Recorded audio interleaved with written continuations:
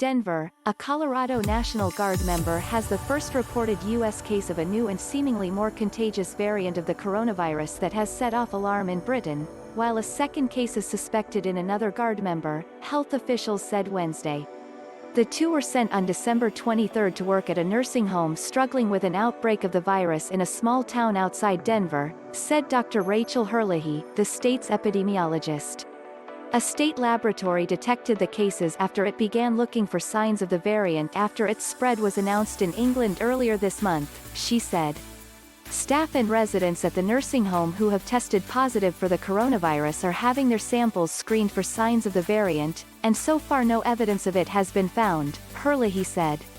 The confirmed case is in a Colorado man in his 20s who hadn't been traveling and has mild symptoms, officials said.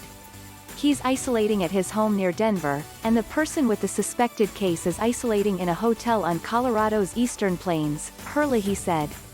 The cases have triggered a host of questions about how the variant arrived in the U.S. and added urgency to the nation's vaccination drive. The new, mutated version was first identified in Britain, where infections are soaring and the number of hospitalized COVID-19 patients has surpassed the first peak seen last spring. The variant has also been found in several other countries.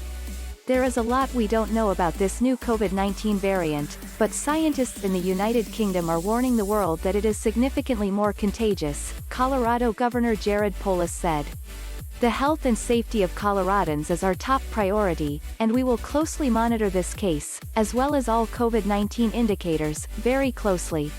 The discovery of the mutated version overseas led the U.S. Centers for Disease Control and Prevention to issue rules on Christmas Day requiring travelers arriving from Britain to show proof of a negative COVID-19 test.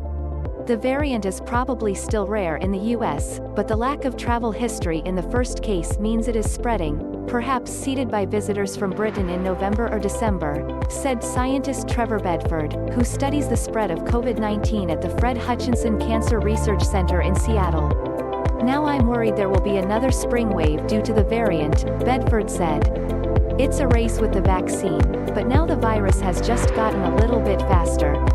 Public health officials are investigating other potential cases of the variant, which was confirmed by the Colorado State Laboratory, and conducting contact tracing to determine its spread. Scientists in Britain have found no evidence that it is more lethal or causes more severe illness, and they believe the vaccines now being dispensed will be effective against it.